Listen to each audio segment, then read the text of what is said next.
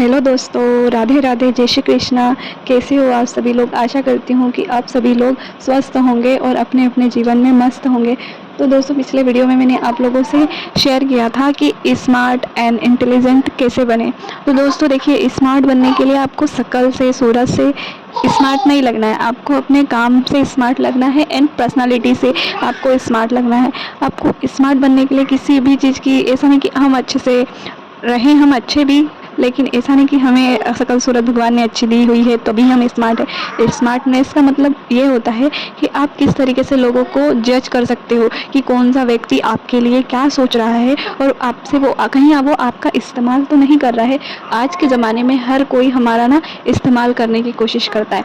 तो आप इतना अपने आप में होशियार रहिए, चतुर रहिए कि आपका कोई भी यूज़ ना कर सके। तो दोस्तों देखिए, आज के समय में कोई किसी का सगा नहीं होता है। आप किसी को खुश करने के लिए अपना समय उसके कहे उसके मुताबिक जो उसको पसंद है उसके लिए काम करे जा रहे हो और आप अपने आप पर ध्यान नहीं दे रहे हो। अपनी लाइफ आप ख़त्म कर रहे हो एक तरीके से दूसरों को खुश करने के लिए, और वो व्यक्ति कभी खुश होता ही नहीं है। तो हमें ऐसा बिल्कुल नहीं करना है। अगर हम दूसरों को खुश करने लगेंगे ना तो हम खुद कभी खुश नहीं रहेंगे। इसीलिए हमें वो करना चाहिए जिससे हमें खुशी मिले, ना कि दूसरों के लिए। अगर आप ये सोचते हो कि हम उसको लिए सब कुछ कर देंगे तो वो बहुत खुश होगा, बिल्कुल नहीं। उसकी उम्मीदें आपसे बढ़ती ही जाएगी, क्योंकि उम्मीद ना कभी ख़त्म नहीं होती। देखिए, अगर हमारे पास घर नहीं होगा तो हम सोचेंगे हमारा घर हो, और फिर घर हो जाएगा तो फिर हम सोचेंगे गाड़ी हो। इस तरीके से इंसान की जो ज़रूरतें रहती है और उम्मीद रहती है वो कभी ख़त्म होती ही नहीं है। इसीलिए आप ऐसा सोचिए ही मत कि इसको ये चीज़ पसंद है तो आप इसके लिए कर दें। आप कर देंगे, वो उस वक्त इंसान खुश भी हो जाएगा, लेकिन उसकी उम्मीदें आपसे डबल बढ़ जाएगी।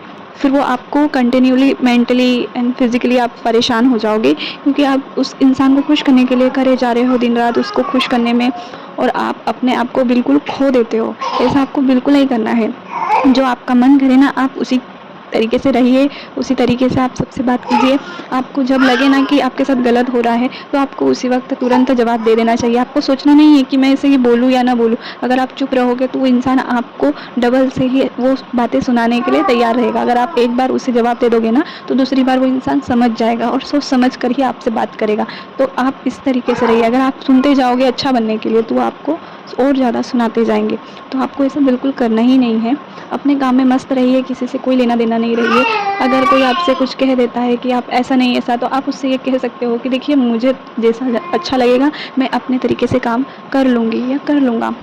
क्योंकि है ना, मुझे पता है मेरा टाइम टेबल क्या होता है, क्या मैनेज करना होता है। दूसरों के हिसाब से हम क्यों चले? उनके हिसाब से वो चाहेंगे कि ये चीज़ ऐसे नहीं ऐसे, और हमें पता है कि कौन सा काम हमें किस तरीके से करना है।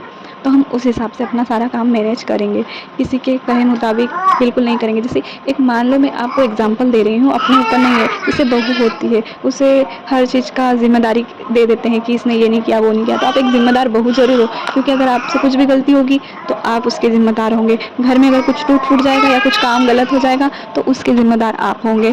आपसे अगर मान लो जल्दी बिजली का बिल ज़्यादा आ गया तो उसके लिए आप ज़िम्मेदार हो। घर में राशन ख़त्म हो गया तो आप ज़िम्मेदार हो। बच्चे बीमार हो गए तो आप ज़िम्मेदार हो। तो हर चीज़ का ठेका जो रहता है वो औरतों ने ही पाला हुआ है क्या? मतलब औरतों की वजह से ही सब कुछ होता है। अगर उनका बच्चे अगर उनकी बातें नहीं सुने तो इसकी वजह से, मतलब अपने आप में कोई कमियां है ही नहीं, सारी कमियां सामने वाले में। अगर आप अपने नज़रिए से अच्छा देखेंगे तो अच्छा दिखेगा, अगर आप बुरी नज़र से देखोगे तो आपको हर व्यक्ति बुरा ही नज़र आएगा। इसमें आपकी गलती है, सामने वाले की कोई गलती नहीं है। अगर आपको लोगों में कमियां दिख रही है तो आप में भी कुछ कमियां होगी। कुछ इंसान ऐसे होते हैं ना जिनमें खुद बहुत सारी कमियां होती है, लेकिन सिर्फ दिखाई उनको दूसरों की देती है। वो चाहते कि उनके हिसाब से सब कुछ हो।